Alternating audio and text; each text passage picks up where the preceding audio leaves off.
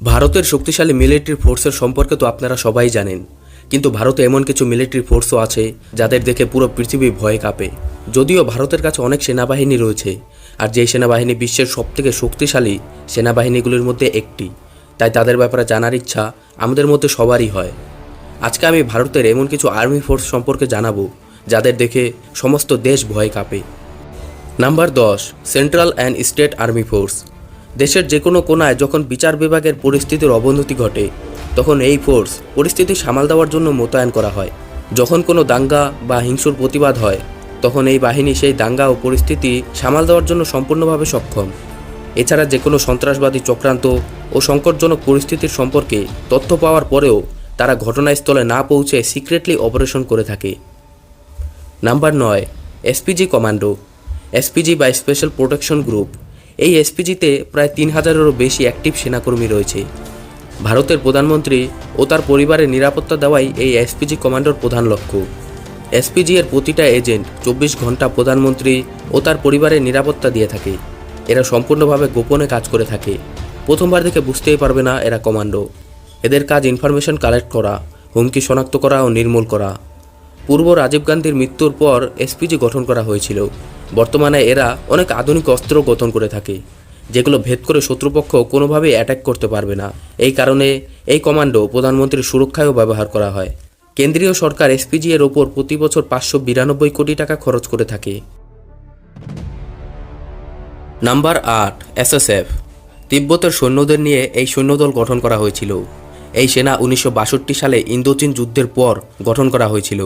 এই সেনাবাহিনীতে প্রায় 10,000-এরও বেশি অ্যাক্টিভ সেনাকর্মী রয়েছে। এই সামরিক বাহিনী সবসময় দেশের সেবার জন্য প্রস্তুত থাকে। শত্রুদের হাত থেকে দেশকে বাঁচানোর বুদ্ধিমত্তা, সিক্রেটলি ইনফরমেশন সংগ্রহ করা, সন্ত্রাস দমন করা এই বাহিনীর বিশেষ কাজ। এই ফোর্স সব ধরনের চ্যালেঞ্জের জন্য মুখোমুখি হতে পারে। 1971 সালে বাংলাদেশের মুক্তিযুদ্ধে এই ফোর্স ব্যাপক অবদান রেখেছিল। Number 7, cobra commando. Commando battalion resolute action. Cobra সিআরপিএফের একটি বিশেষ শক্তি রয়েছে, যার কাজ হলো দেশকে নকশাল কবজা থেকে বাঁচানো। 2008 সালে তৈরি করা র্যাপিড অ্যাকশন ফোর্স এখন পর্যন্ত ভারত থেকে অনেক নকশাল সংক্রমণকে সাফ করে দিয়েছে। এদের কয়েকটি বিশেষ ট্রেনিংও দেওয়া হয় পঞ্চমূলে লড়াই করার জন্যে এবং নির্মূলে লক্ষ্যভেদ করার জন্যে। এদের পেছনে ভারত সরকার প্রতি বছর প্রায় 14,000 কোটি টাকা খরচ করে থাকে। Number 6, force 1।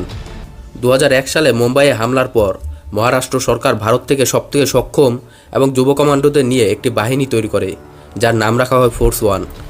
এই বাহিনীর একটি লক্ষ্য, যেটা হলো মুম্বাইকে সুরক্ষিত রাখা, কারণ মুম্বাই একটি স্বপ্নের শহর। ফোর্স 1 বিশ্বের দ্রুততম সেনাবাহিনীগুলোর মধ্যে একটি। আপনি জেনে অবাক হতে পারেন, এরা 15 মিনিটের মধ্যে যে কোনো পরিস্থিতির মোকাবিলা করতে সক্ষম। নাম্বার 5, এনসিজি বা ন্যাশনাল সিকিউরিটি গার্ড। এনসিজির নাম আপনারা তো অবশ্যই শুনেছেন। এই ফোর্সে প্রায় 7,500 সেনাকর্মী রয়েছে।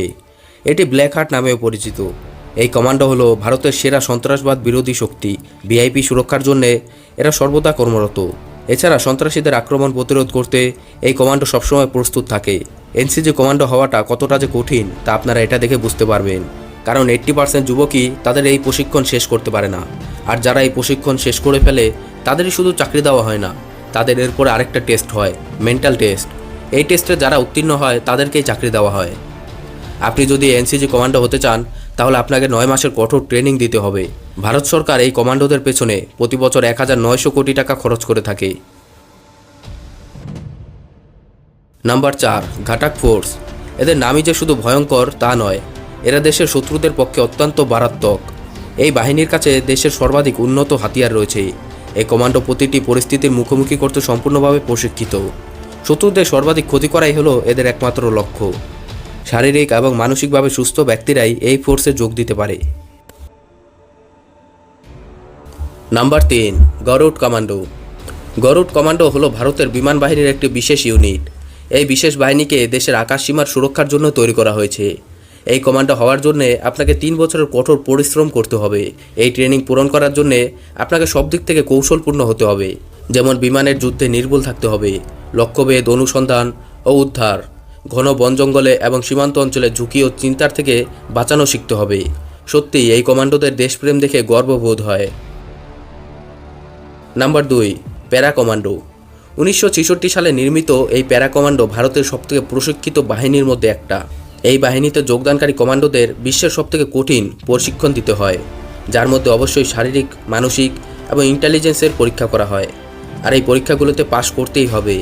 স্থল থেকে আকাশ, সমুদ্রের ওপর থেকে গভীরতায় এই কমান্ডোদের সব পরিস্থিতি সহ্য করতে হয়।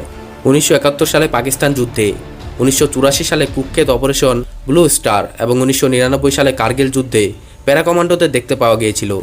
সীমাহীন দক্ষতার পরিচয় পাওয়া যায় এই প্যারা কমান্ডোদের। Number 1, MARCOS. Marine commander MARCOS হলো ভারতের নৌবাহিনীর একটি বিশেষ সামরিক দল, যার কাজ হলো সমুদ্রপথে যে কোনো বিপদকে দ্রুত শেষ করা।